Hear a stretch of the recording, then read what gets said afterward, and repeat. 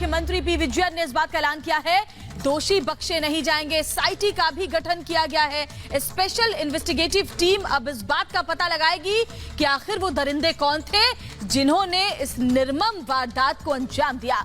और बड़ी खबर यह कि हथनी हत्या मामले में एक गिरफ्तारी भी हो चुकी है। केरल फॉरेस्ट विभाग ने इस बाबत जानकारी दी है।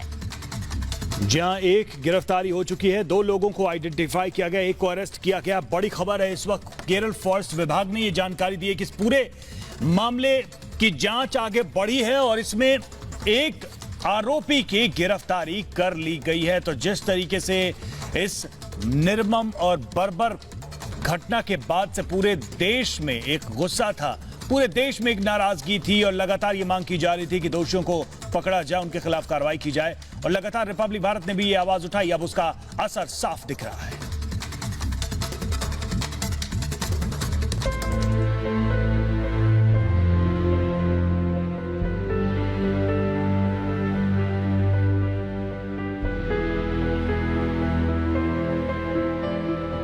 रूह कपाने वाली ये तस्वीर केरल के मल्लापुरम की है, जहां एक हथनी बीच पानी में खड़ी दिखाई दे रही है।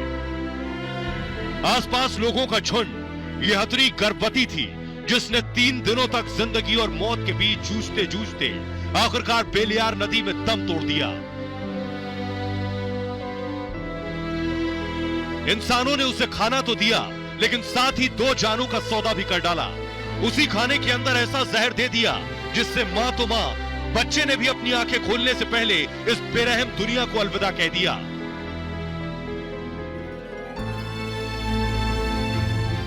केरल, जिसे गॉड्स ओन की धरती कहा जाता है, जहां इंसान कितना बेरहम हो सकता है, ये पोस्टमार्टम रिपोर्ट आने के बाद और पुख्ता हो गई। रिपोर्ट में यह भी बात निकलकर सामने आई है कि हथनी गर्भवती थी। पानी में डूबने की वजह से उसके शरीर के अंदर काफी पानी चला गया था, जिसके कारण फेफड़ों ने काम करना बंद कर दिया था। वन विभाग के एक वरिष्ठ अधिकारी की माने तो पटाखों से भरा अनानास खाने से हुए विस्फोट में हथनी का जबड़ा टूट गया था और वो कुछ भी चबा नहीं पा रही थी। जो हुआ है ये 100% केरला सरकार की गलती है और मैं आपको बताती हूँ क्यों। वो जो बम था, ये बम बनाने की इजाज़त केरला सरकार ने 3 महीने पहले दी थी। और किस लिए बम बनाने की इजाज़त दी थी? क्योंकि उन्होंने कहा कि हम चाहते हैं कि सारे जंगली सुअर मर जाएं। अब एक दफ़ा आप इजाज़त दे दें बम बनाने के लिए, तो बम किसी को ना जाने, हाथी हो या जंगली सुअर हो या कोई और हो।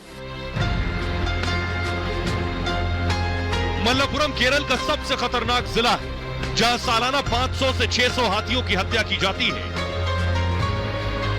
ऐसे में जब हथनी की मौत पर विजयन सरकार पर सवाल उठने शुरू हुए तो सीएम पी विजयन बैकफुट पर आ गए। आनंद फानन में 2 आरोपियों की गिरफ्तारी की गई। इसके साथ ही राज्य सरकार ने दोषियों पर सख्त कार्रवाई के आदेश भी दिए। लेकिन यह तो महज खाना पूर्ति है, क्योंकि आरोपियों ने एक नहीं बल्कि 2 जानें ली हैं। Bureau report, Republic Bharat.